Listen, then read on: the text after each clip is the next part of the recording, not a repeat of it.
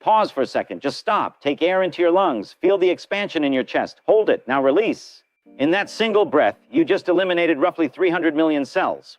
They weren't sick. They weren't damaged beyond repair. They had simply reached the end of their shift. Those epithelial cells lining your airways had spent 4 or 5 days standing guard, transferring oxygen, trapping particles, keeping the boundary secure. And when their time came, they didn't explode or rupture. They folded inward with dignity, wrapped their contents into neat membrane packages, and essentially offered themselves as a meal to the cells next door. No alarm, no inflammation, no sign that anything out of the ordinary just occurred. Today, while you scroll through your phone, make breakfast, or sit in traffic, approximately 330 billion of your own cells will execute this same quiet ritual. That number isn't metaphorical. It's not an estimate rounded up for effect. 330 billion. Every single day, your body orchestrates a culling operation so precise, so systematically flawless, that any human-engineered manufacturing process looks like a child's art project by comparison. And here's the part that stops most people cold. This isn't your body failing. This isn't disease creeping in. This is the original blueprint. This is how the architecture was designed from the very beginning. So let's begin with something small. Let's look at one cell somewhere in your intestinal lining. It's existed for roughly 3 days. It's absorbed nutrients, blocked pathogens, maintained the barrier, but now an internal timer trips. Not from outside injury, not from an invading microbe. The signal originates internally. The cell's own mechanisms quietly acknowledge it's time to go. What follows is among the most elegant performances in all of biology. The cell starts contracting, not chaotically, not like a balloon popping. It draws itself inward with intention, with choreography. The internal scaffolding, those protein filaments called the cytoskeleton, they collapse according to a precise sequence. Imagine a demolition crew that knows exactly which support beam to cut first, which wall to bring down next, until the entire structure compresses into a compact, debris-free package. Then the nucleus, the central repository containing your genetic identity, performs something almost unthinkable. The DNA inside, the molecule holding the complete instructions for building you, begins fragmenting itself, not randomly. It uses specialized enzymes to cut at specific locations. It systematically shreds its own operating manual.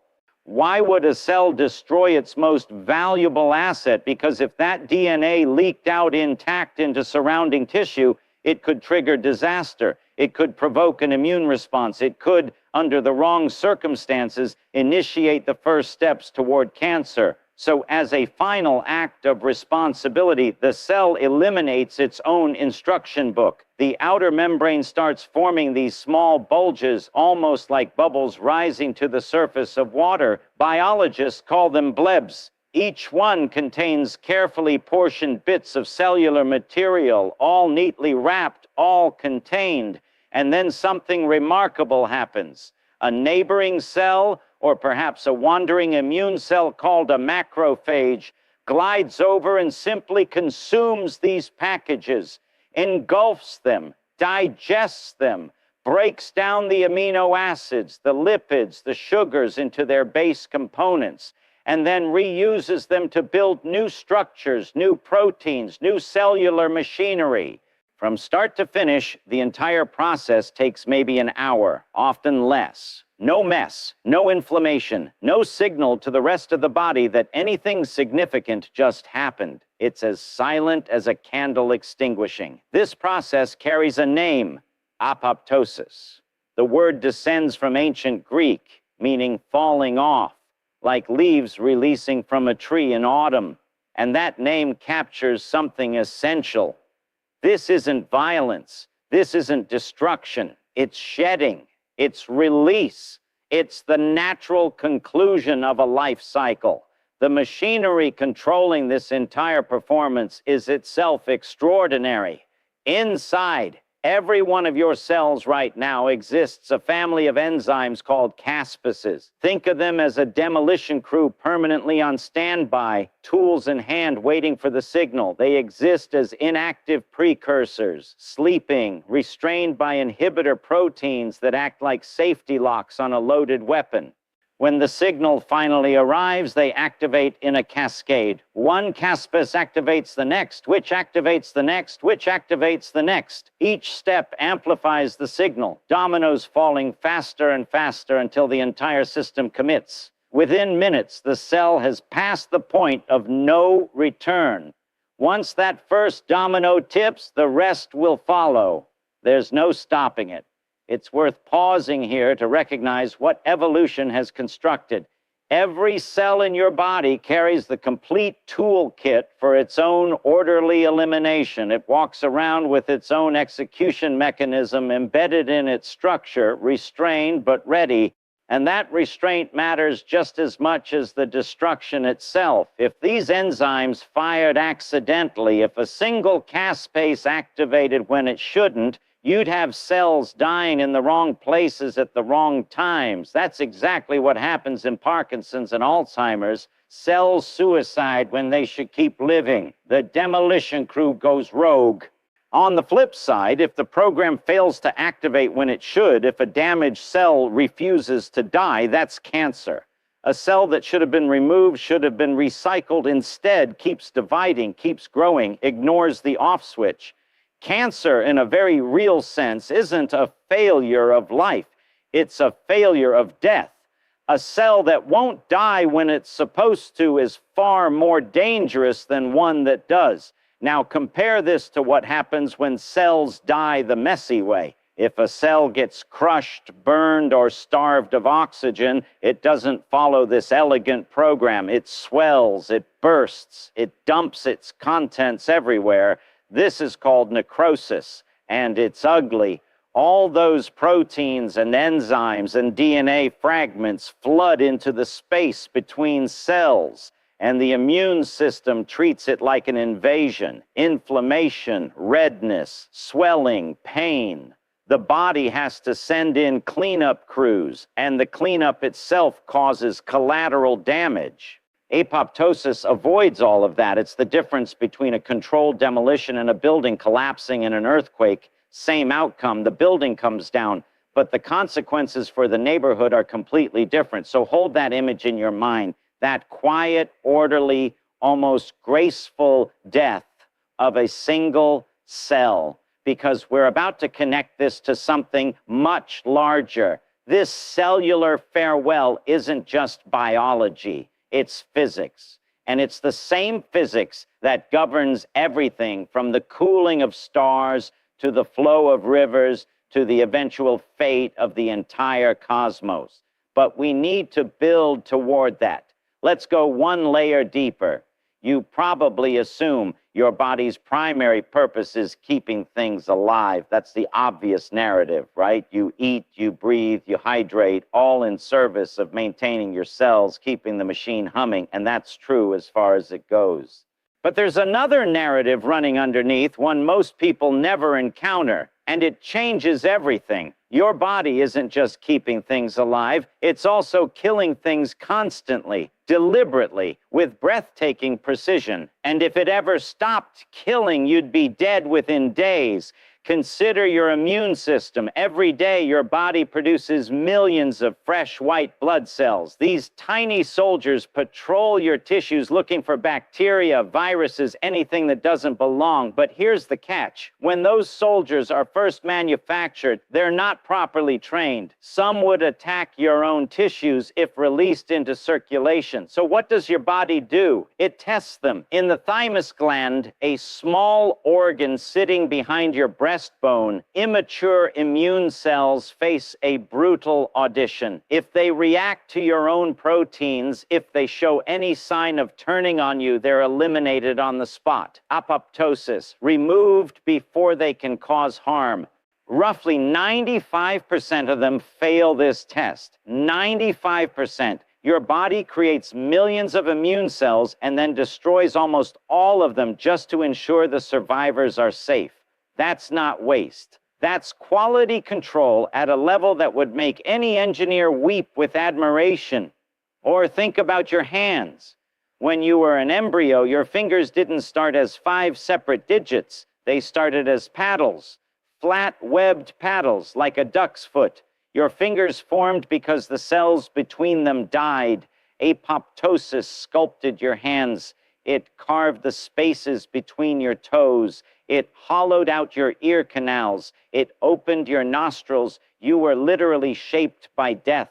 The form of your body, the reflection staring back from the mirror every morning, was created not only by cells growing, but by cells choosing at precisely the right moment to stop.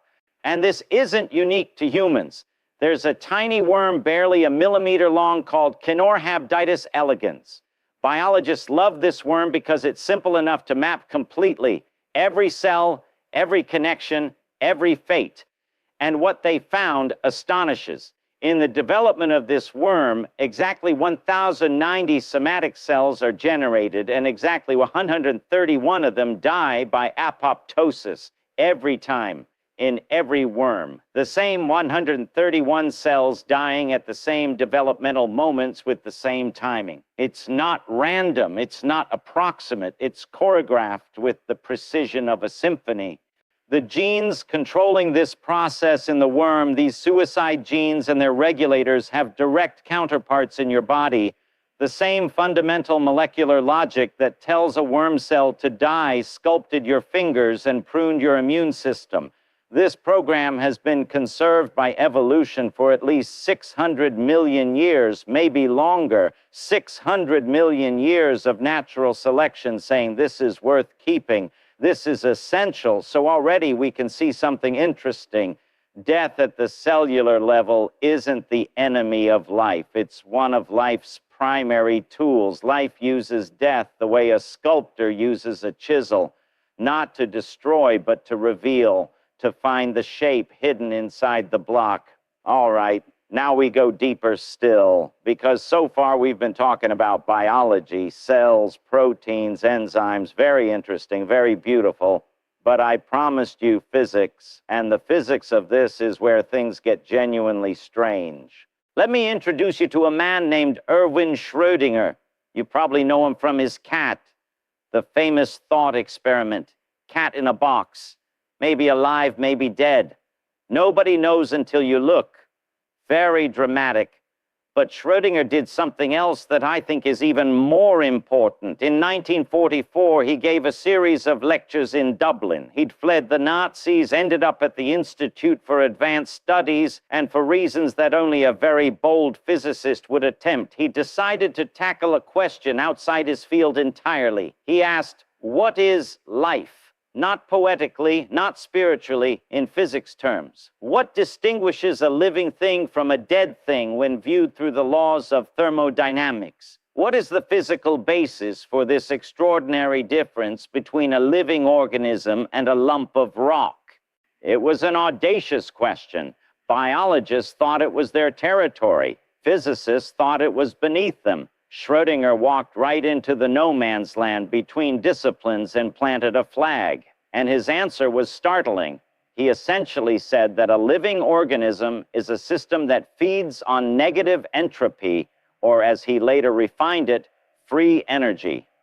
The core insight, a living organism avoids decay into thermodynamic equilibrium, avoids death by continually sucking orderliness from its environment. Let that phrase settle for a moment, sucking orderliness from the environment. That's what you do every time you eat. The food on your plate consists of highly organized molecules, complex carbohydrates, proteins, fats, all arranged in specific structures. Your body breaks those structures down, extracts the useful energy, and dumps the waste products back into the world in a more disordered state. You breathe in oxygen, a reactive gas, and breathe out carbon dioxide and water, which are more stable, less organized. The net result, you stay ordered, and the world around you gets slightly more disordered. The total entropy of the universe increases just as the second law demands, but your little corner temporarily stays clean. Now, entropy. Let's talk about entropy because this is the key to everything. Entropy is one of those words people throw around without really understanding, so let me offer the clearest explanation I can. Everything in the universe tends toward disorder. Not because some force pushes things that way. It's simpler than that. It's just statistics. There are enormously more ways for things to be disorganized than organized. Shuffle a deck of cards. The chance of perfect order is tiny. The chance of some random jumble is enormous. Nature is constantly shuffling, so over time, things spread out, mix up, cool down, fall apart. That's entropy. It's not a force, it's a tendency. The overwhelming statistical likelihood that things move from less probable arrangements to more probable ones. Here's another way to see it. Take a room and put all the air molecules in one corner. Just pack them all in there. What happens? You know what happens. The air spreads out. It fills the room, and once spread out, it never goes back. You could wait 1 billion years, 1 trillion years, and those molecules will never spontaneously collect themselves back into that corner. Not because there's a rule against it. There's no law of physics forbidding it. It's just overwhelmingly unlikely. The number of ways molecules can be spread around the room is so vastly, incomprehensibly larger than the number of ways they can all be in one corner that the probability of it happening by chance is effectively zero. That's what entropy measures, not disorder exactly. That's a sloppy word for it. It measures the number of microscopic arrangements corresponding to a given macroscopic state. A room full of evenly distributed air has an astronomically larger number of possible molecular configurations than air squeezed into a corner. Nature doesn't prefer disorder out of philosophical conviction. Nature wanders toward the states with the most room. A hot cup of coffee in a cold room will always cool down. The heat spreads.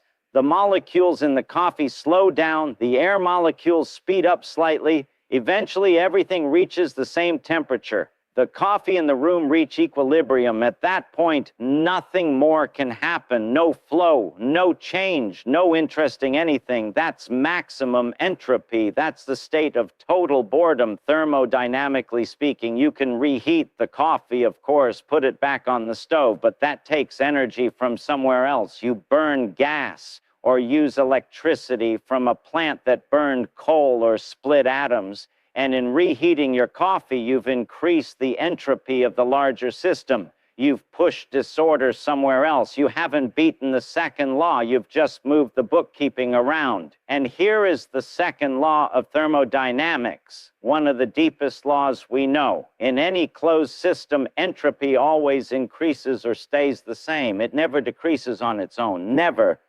The universe is winding down, spreading out, cooling off. Every process that happens, every chemical reaction, every fire, every breath, every thought you think pushes the total entropy of the universe slightly higher. Time has a direction, and that direction is set by entropy. This is sometimes called the arrow of time. Now look at a living thing. Look at you. You are an astonishingly ordered system. Roughly 7 billion atoms arranged with staggering precision. The proteins in your cells fold into exact shapes, each one a three-dimensional puzzle that must be solved correctly or the protein doesn't work. Your DNA carries about 3 billion base pairs in a specific sequence. Stretch the DNA from a single cell into a line, and it would be about 2 meters long. Multiply that by roughly 37 trillion cells in your body, and you get enough DNA to stretch from here to the sun and back several hundred times.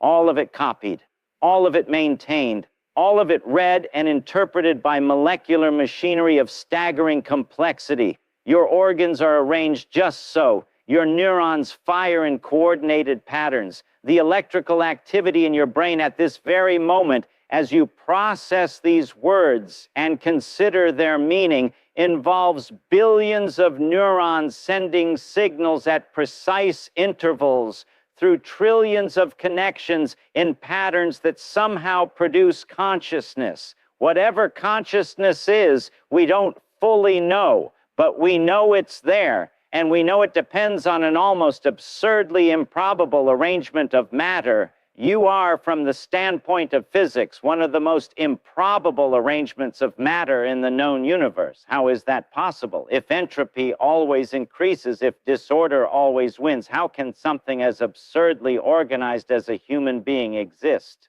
And this is what Schrödinger saw. A living organism doesn't violate the second law. It can't. Nothing can. But what it does, and this is the trick, is maintain its own internal order by exporting disorder to the environment. You eat food, highly organized molecules, sugars, fats, proteins, and you break them down. You extract the useful energy, the free energy, the capacity to do work, and you dump the waste, the heat, the carbon dioxide, the disordered leftovers out into the world. You take in order. You export disorder. As long as you can keep doing that, you stay alive. You stay organized. Schrödinger's phrase for this was beautiful. He said a living organism avoids decay by continually drawing from its environment negative entropy. He later corrected himself. Free energy was more precise, but the image sticks. You are drinking orderliness from the universe. You are an island of order in a rising sea of chaos.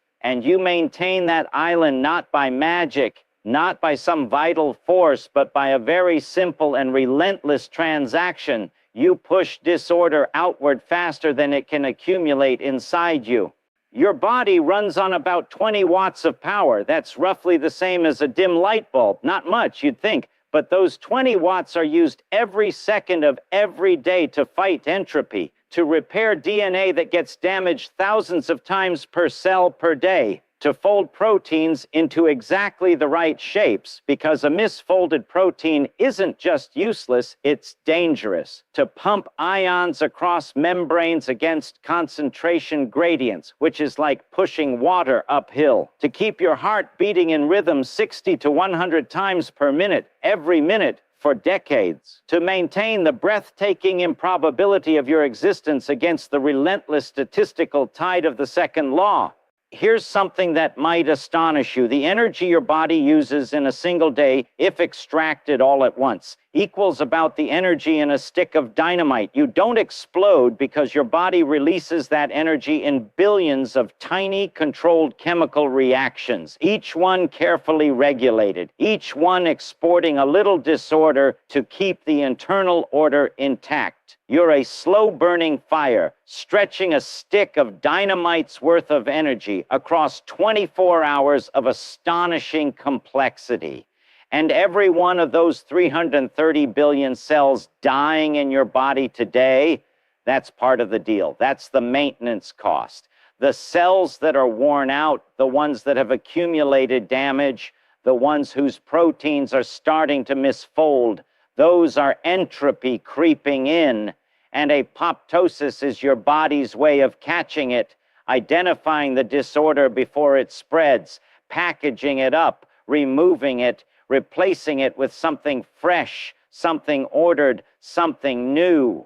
So cellular death isn't the opposite of life's fight against entropy. It is the fight against entropy. Every cell that dies by apoptosis is a small victory against the second law. Not permanent, of course, nothing is permanent, but a local, temporary, beautiful victory nonetheless. Let me frame this differently because I want you to really feel it. Imagine you're running a library, a very large library, millions of books. Every day, some books get damaged, pages torn, covers warped, ink fading. You could leave the damaged books on the shelves, but if you do, the library slowly degrades. The information becomes unreliable. The collection becomes disordered. Entropy wins. Or you could do what a good librarian does. Pull the damaged books, recycle the paper, use it to print new copies, keep the collection clean, accurate, ordered. That takes energy, that takes effort, but it works. And that's what your body does. Apoptosis is the librarian pulling damaged books before the whole collection falls apart. Now I promised I'd go deeper, and I will, because there's something even more surprising waiting for us. Something about atoms. Here's a fact that might rattle you. About 98% of the atoms in your body are replaced every year. Every single year. The water in you swaps out in about 2 weeks. The carbon, nitrogen, oxygen cycle through in months. Even the calcium in your bones, which feels so solid, so permanent, dissolves and reforms over roughly a year. After about 7 to 10 years on average, almost every atom that was part of you has been swapped out for a new one. Think about what that means. The body you had 7 years ago is gone, physically, materially gone. Those atoms are somewhere else now. They're in the air, they're in the soil, they're in other people, they're in the ocean. The water molecules you exhaled this morning might be in someone else's lungs by tomorrow. So what are you if your atoms constantly change? If the material stuff flows through like water through a river, then what stays? What makes you you?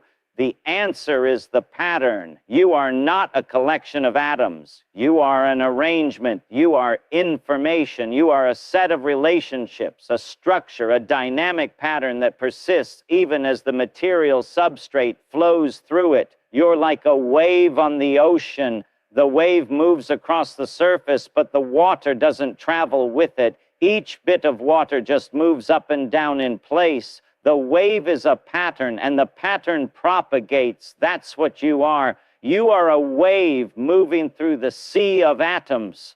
Or think of a candle flame. A flame isn't a thing. It's a process, a continuous chemical reaction, a zone of combustion where wax vapor meets oxygen and releases light and heat. The molecules flowing through the flame change every fraction of a second. The flame itself is just a shape, a pattern the reaction maintains. Blow it out and the pattern stops, but the atoms that were in the flame are still there. They just stopped doing the dance. You're like that flame. Enormously more complex, incomparably more beautiful, but the same idea at bottom. You are the dance, not the dancers. And the dance has been going on in one form or another for about 4 billion years. From the first self-replicating molecules in some warm pool or deep sea vent, through billions of generations of cells, through fish and amphibians and mammals and apes, the pattern has been handed forward, modified, elaborated, recombined. Your DNA is a 4 billion-year-old document edited in every generation, carrying instructions first drafted when Earth was young. You are the latest draft, not the final one. And this is where death gets interesting, really interesting, because when a person dies, when the whole organism dies, not just individual cells, but the entire system, what actually happens? The pattern stops propagating. That's it. That's the physics of death. The atoms don't disappear. They can't. The first law of thermodynamics guarantees it. Energy cannot be created or destroyed. Matter cannot be created or destroyed. The stuff you're made of was forged in the cores of stars that exploded billions of years ago. Every carbon atom in your body was cooked inside a dying star. Every iron atom was produced in a supernova. You are quite literally made of stardust. And that stardust was here before you, and it will be here after you. When the pattern stops, when the heart stops pumping, when the neurons stop firing, when the incredible entropy fighting machinery winds down, the atoms don't vanish. They return. That's maybe too gentle a word. They redistribute. They become available. They rejoin the great churning pool of matter and energy that makes up the world. And this redistribution follows a predictable sequence that physics can describe with beautiful precision. First, the body cools. Your core temperature hovers around 37 degrees Celsius, 99 degrees Fahrenheit. That temperature is maintained by continuous glucose burning, mitochondria turning out energy in every cell. When that stops, the thermal energy begins radiating outward, conducting into whatever surface you're on, convecting into the air. Your temperature drops following Newton's law of cooling, an exponential decay toward equilibrium with your surroundings. The thermal gradient your metabolism maintained for decades simply dissolves. Then the chemical gradients go. While alive, your cells spent enormous energy pumping ions across membranes, sodium out, potassium in, calcium carefully sequestered. These concentration gradients allow your nerves to fire, muscles to contract, heart to beat. They're like batteries charged by constant energy expenditure. When the energy stops flowing, the ions drift back toward equilibrium. The batteries discharge, the potentials equalize. The electrical silence of death is, from a physicist's standpoint, the sound of 1 trillion tiny batteries running flat. Then something fascinating happens. Your own cells begin digesting themselves. Autophagy, from the Greek for self-eating. The enzymes carefully contained inside your lysosomes, those little recycling centers within each cell, leak out as membranes lose integrity. And these enzymes begin breaking down the cell from within. The cell eats itself, not through the careful orchestrated program of apoptosis, but through a gradual loss of containment. The walls fall, the demolition chemicals spill. The carbon that was in your muscles becomes carbon dioxide, breathed in by a tree, turned into a leaf which falls and is eaten by a worm, which is eaten by a bird. The water in your tissues evaporates, rises, joins a cloud, falls as rain on a field, taken up by roots, becomes part of wheat, then bread, then a child. The calcium in your bones dissolves into soil, absorbed by a root, ends up in an oak tree standing for 3 centuries. The nitrogen in your proteins converts to ammonia, then nitrates, fertilizing the next generation of plants. The phosphorus in your DNA, essential to the backbone of the double helix, washes into streams, rivers, eventually feeds algae in the ocean, which oxygenate the atmosphere other creatures breathe. Nothing is lost. Nothing can be lost. The universe is a closed system, and the first law is absolute. Every joule of energy that was in you remains in the world. Every atom that was in you remains in the world. It has simply moved on. And here's the part I find most extraordinary. This process, this redistribution, this return of atoms to the world is the second law of thermodynamics finally having its way.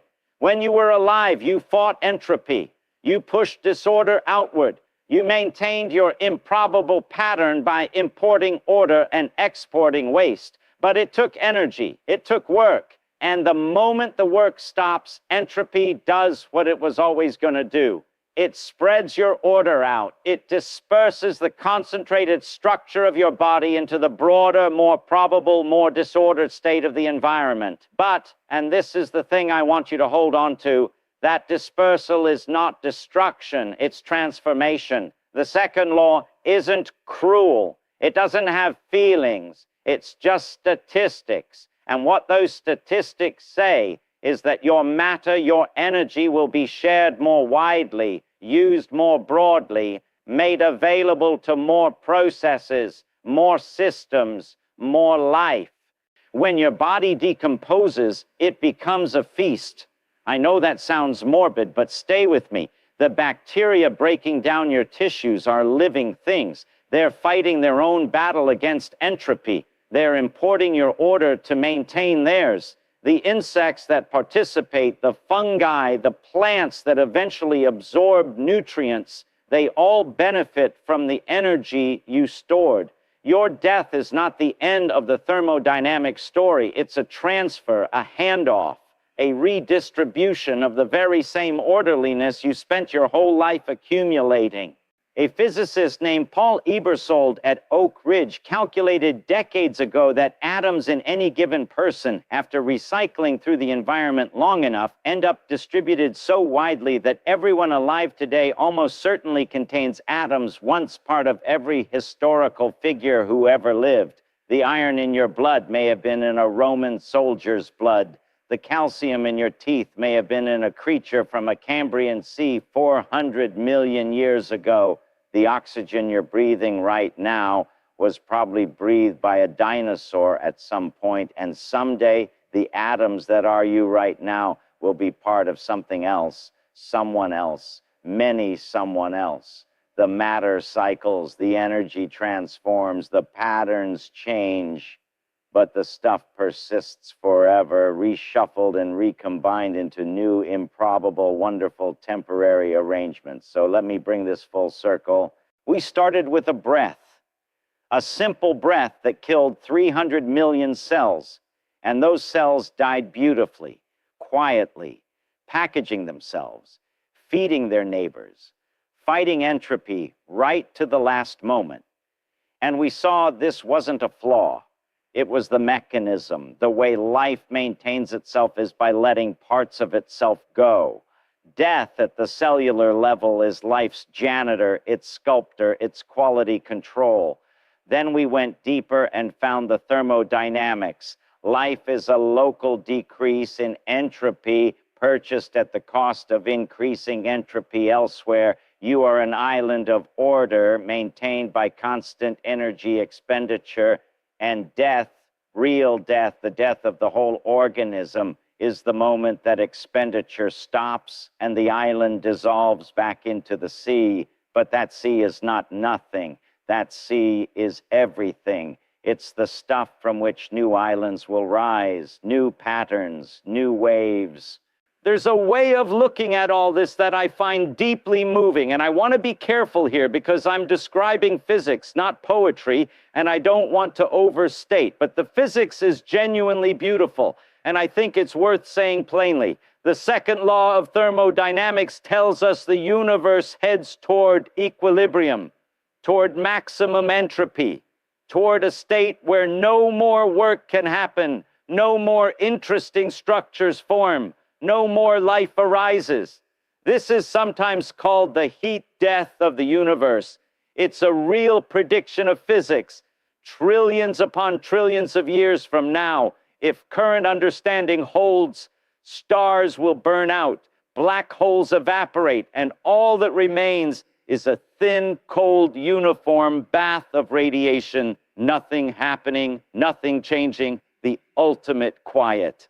But between now and then, between the Big Bang and the heat death, there is this extraordinary interlude, this window, this brief flickering period during which matter can organize itself into stars and planets and oceans and cells and brains and people who sit in rooms and wonder about the meaning of it all. Life exists in the gap between the beginning and the end. And it exists precisely because entropy hasn't finished its job yet. The universe is still winding down. And in that winding down, in the flow from order to disorder, there's enough of a gradient, enough difference to power the machinery of life. You are that machinery. You are entropy's momentary sculpture. You are the universe organizing a small portion of itself into something so complex, so improbable, so astonishing that it can look back at the rest of the universe and ask, how did I get here?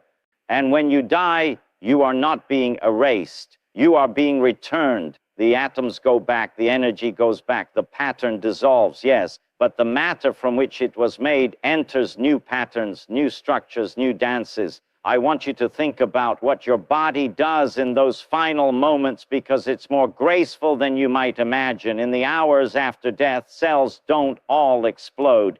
Many, especially in those early hours, undergo apoptosis. Even in death, even after the heart stops, some cells continue executing the program. They sense things are wrong, signals aren't coming, energy supply is failing, and they run the death program one last time. They package themselves. They try, in their own molecular way, to keep things tidy, to not make a mess. It's the last act of an organism that spent its entire existence fighting for order. And there's another process happening too, autophagy.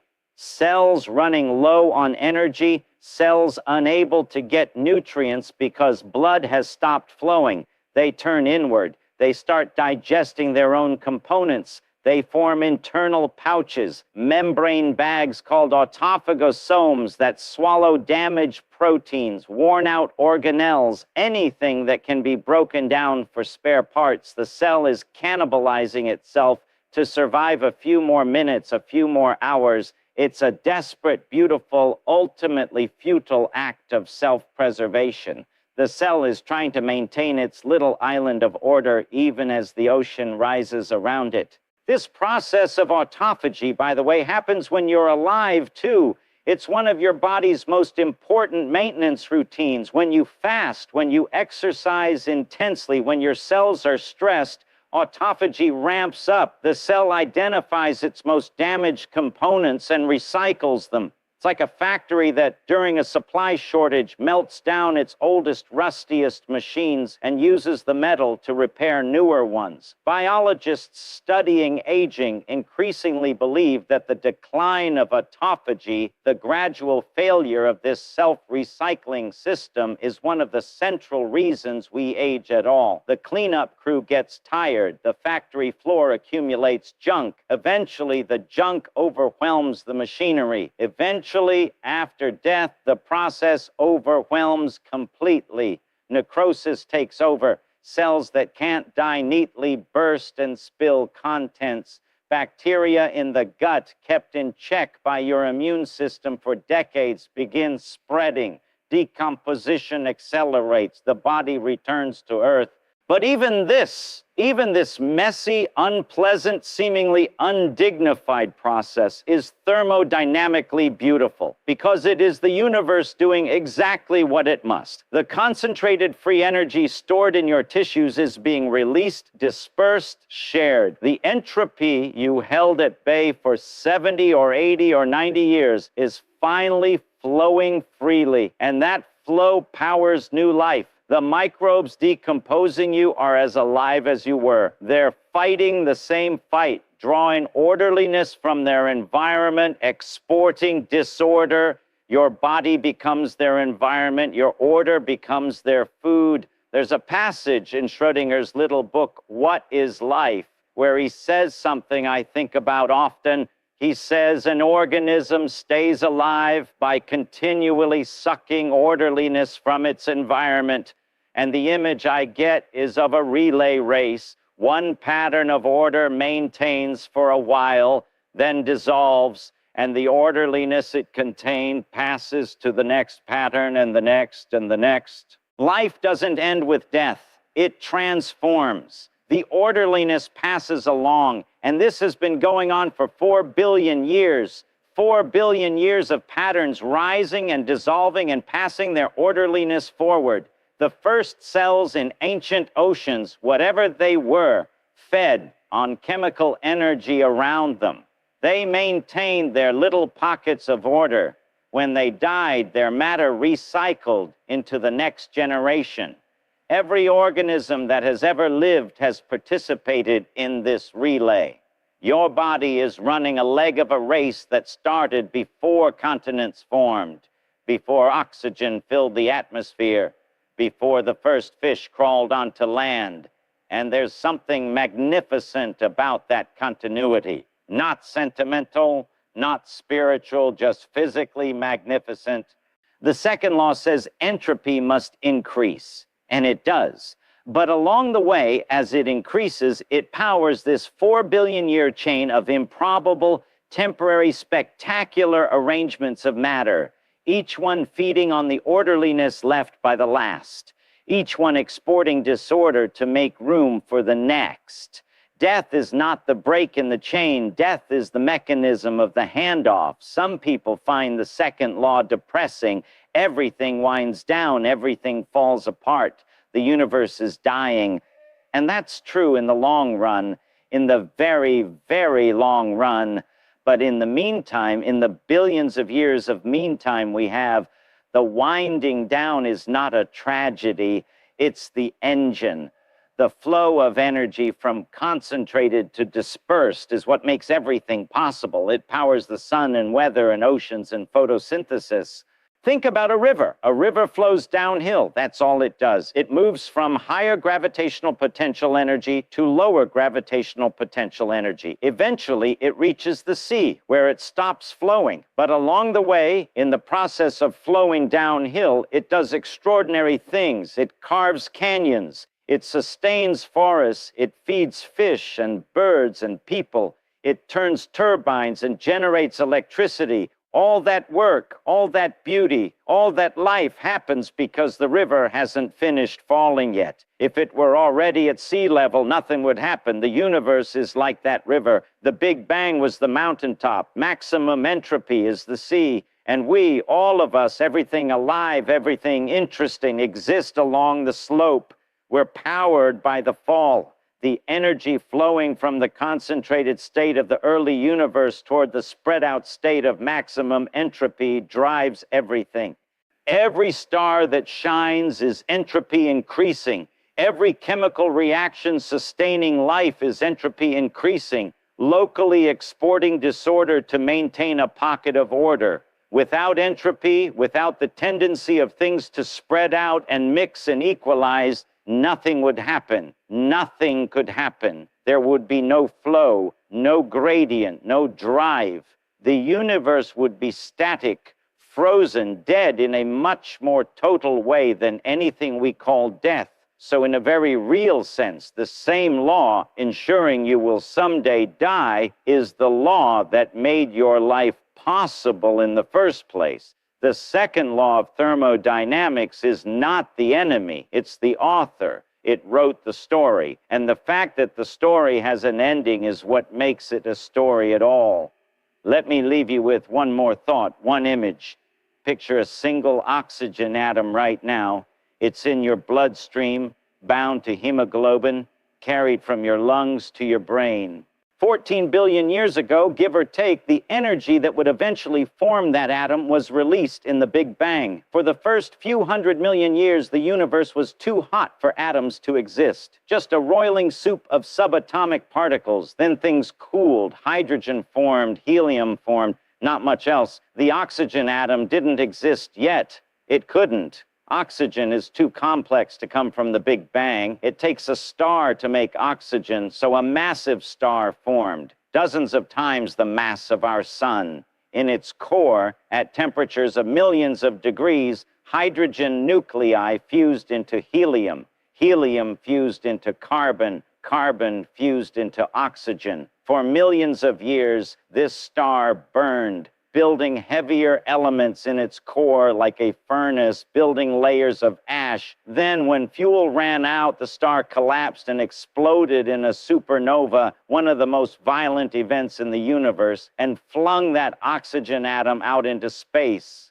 It drifted in a nebula for millions of years. Gravity gathered the nebula into a new solar system, our solar system, about 4.5 billion years ago. The oxygen atom incorporated into Earth, spent eons locked in crust, was breathed out by a volcano, absorbed by an ancient ocean, became part of a trilobite, released when the trilobite died, cycled through uncountable organisms over hundreds of millions of years, and eventually this morning you breathed it in. It's been on a 4 billion year journey through the bodies of things that lived and died, and it will continue that journey long after you're done with it. Your great-grandchildren and their great-grandchildren and creatures that don't exist yet will use the same atoms you're using now. Not metaphorically, literally, the very same atoms. You are not a thing, you are a process. You are a temporary, magnificent, breathtakingly unlikely eddy in the flow of matter and energy through the universe, and when the eddy dissolves, the river goes on, the atoms go on, the energy goes on. That's the physics of death. And I don't think there's anything more beautiful. So the question I leave with you is this. If your body has already replaced nearly every atom it had 7 years ago, and you're still you, then what exactly are you afraid of losing? If this perspective shifted something for you, if it offered a new way of seeing what you are and where you're headed, consider leaving a like. And if you want to explore more of these ideas, you're in the right place. This is Winds of Thought, and we're just getting started.